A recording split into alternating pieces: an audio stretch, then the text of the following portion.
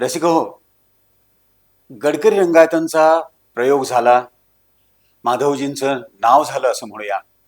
त्यानंतर दत्त मंदिरात स्नेहल भाटकरांची ही ओळख झाली. पण स्नेहल भाटकरांची नुसती ओळख झालेली नाहीये, तर आता इथून पुढे स्नेहल भाटकरांनाही त्यांनी साथ करायला सुरुवात केलेली आहे. तर हा स्नेहल भाटकरांचा प्रवास कसा काय होता आणि आशा खाडीलकरांपर्यंत माधवजी कसे काय पोहोचले, हेही आजच्या भागात आपण जाणून घेणार आहोत. ऐकूया आजचा भाग.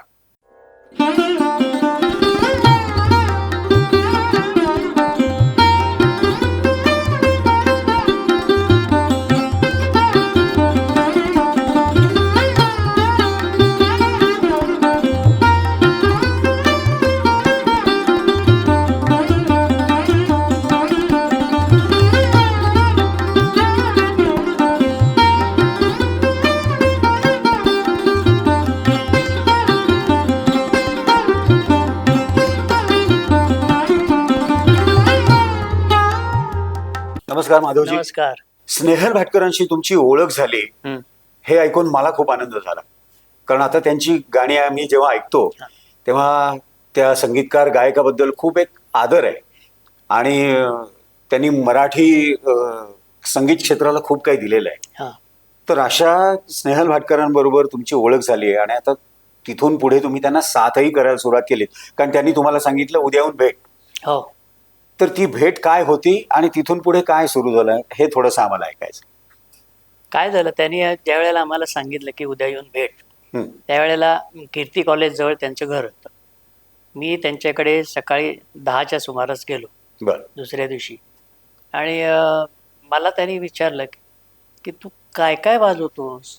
म्हणलं तुम्हाला काय अपेक्षित आहे मला आधी सांगा ना. बरोबर. कारण ऐकलं होतं त्यांनी माझं अभंग नाटक हे सगळं ऐकलं होतं. बरोबर.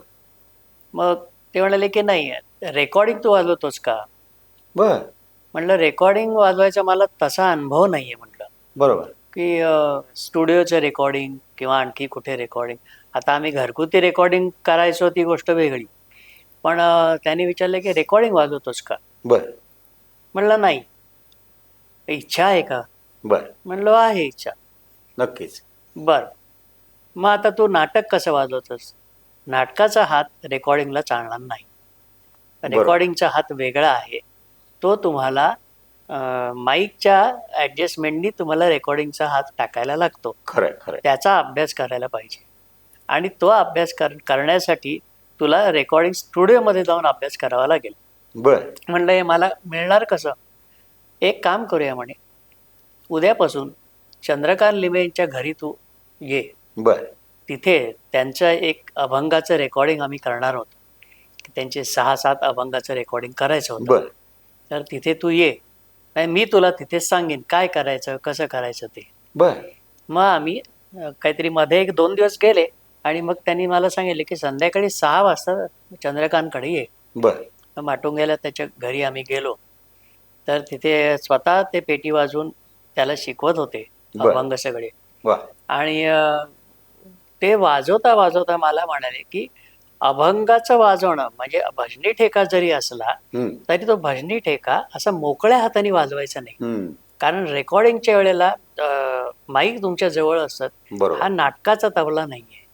बरोबर, हा रेकॉर्डिंगचा तबला आहे. तर तिथे तुम्हाला तो अभ्यास जागेवर करावा लागतो की हात वाजवताना जागेवर हात वाजवायचा, की जेणेकरून जास्ती ऍक्शन आणि त्यातलं जे प्रोजेक्शन आलं पाहिजे ते माईक पुरतच आलं पाहिजे, असं त्यांनी शिकवलं. आणि ते म्हणाले की नुसतंच एवढंच टेक्निक नाहीये. तुम्ही ज्या वेळेला चांगली साथ करायची असते त्यावेळेला तुम्ही गाण्याचा भाव समजावून घ्यायचा असतो. की तो भाव समजावून घेतल्यानंतर तुमच्या हातातनं वाजवताना तो भाव प्रकट झाला पाहिजे. खरं. अभंगाच्या बाबतीमध्ये सुद्धा तेच आहे की तुकारामाचे अभंग आहेत त्याचा भाव काय आहे, ज्ञानेश्वर माऊलींचे अभंग आहेत त्याचा भाव काय आहे, हे प्रत्येकाचे भाव असतात. किंवा आता विरहिणी समजा असेल तर त्या विरहिणीचा भाव काय आहे हे तुम्ही समजून घेऊन जर का वाजवलं तर आम्हालाही गायला मजा येते. नाही तर नुसत्याच जर का तुम्ही मात्रा वाजवायला लागलात तर आम्हाला त्याच्यामध्ये ठीक आहे आमचं आम्ही गातो, सगळं चांगलं होतं, पण जे रंगणं म्हणतो एखादं गाणं ते तुमच्यातले भाव असतात, ते ताल आणि लय तुम्ही द्याल, पण त्यातला भाव जो आहे भाव तो तबल्यातनंही आला पाहिजे. आला पाहिजे. ते बरोबर. त्यांनी त्यावेळेला शिकवलं.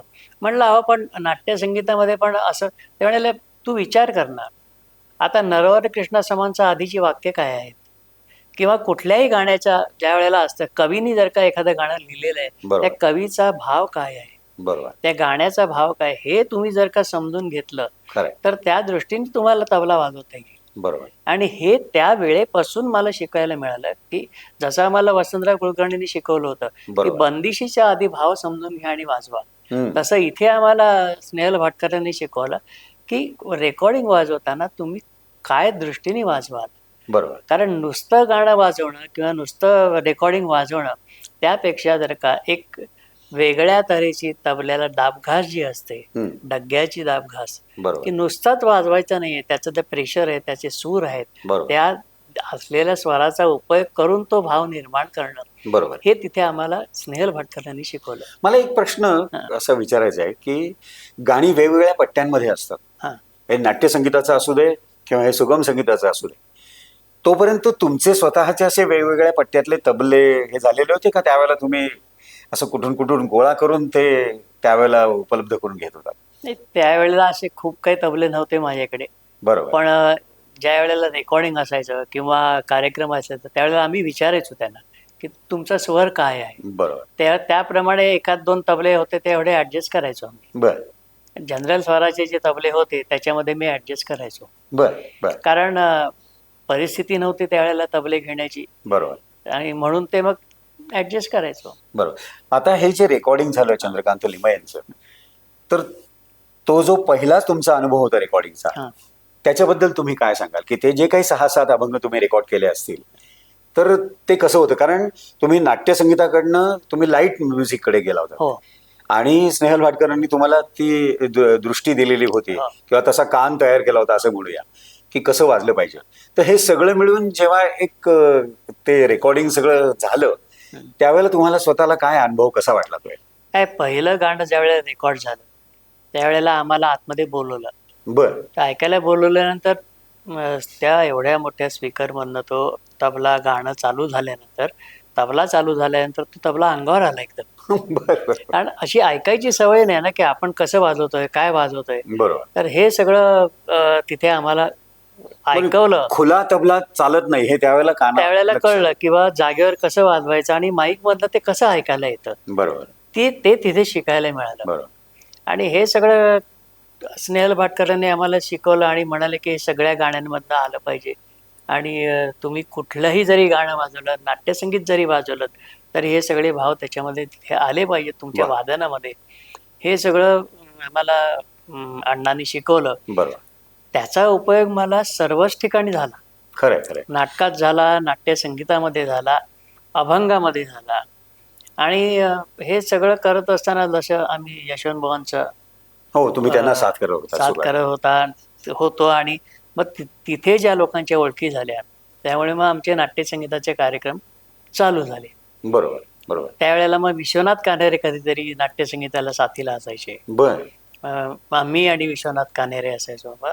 एकदा ठाण्याला एकनाथ ठाकूरदासांची पुण्यतिथी होती. बर.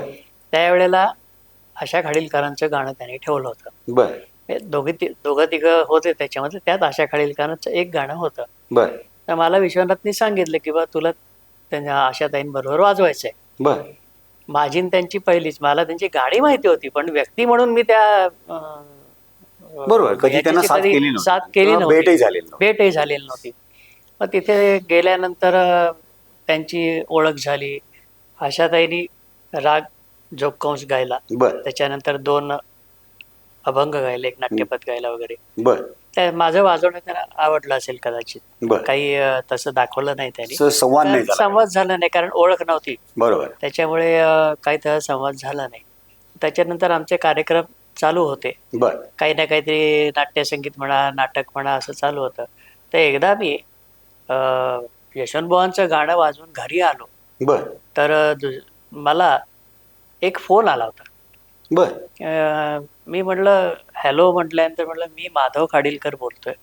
म्हटलं कोण माधव खाडीलकर? मला काहीच माहिती नाही ना कोणाचं काय वगैरे.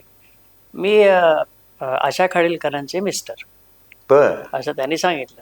म्हटलं ठीक आहे, बोला म्हटलं. माझं एक काम आहे तुझ्याकडे, की तू बाहेरगावी वगैरे येऊ शकशील का? बर हे काय तुझा प्रोग्राम काय असतो? म्हटलं येईन की. म्हणाले मग ठीक आहे.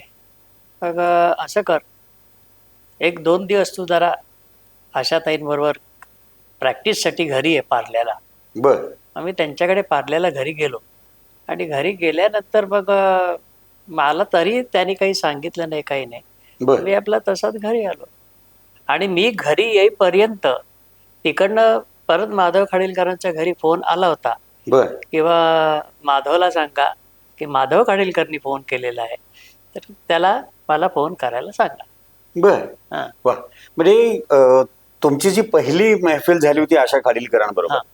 त्यावेळेला त्या काही बोलल्या नव्हत्या, नाही.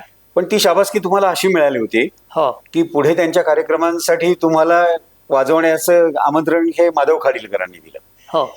आणि ते सुद्धा असं तोंडावर सांगितलं नाही, नाही. घरी नंतर फोन आला होता. हो. मला असं वाटतं रसिक हो, आशा खाडीलकरांबरोबर पुढे ज्या काही मैफिली झाल्या असतील तर त्या कशा झाल्या, त्या कशा रंगल्या, हे माधवजींकडनं आपल्याला नक्कीच जाणून घ्यायचं आहे. या भागापुरतं आपण थांबणार आहोत आणि पुढच्या भागामध्ये आशा खाडीलकर आणि त्यांच्या मैफिली आणि त्यासाठी माधवजींची साथ याबद्दल जाणून घेऊया. नमस्कार.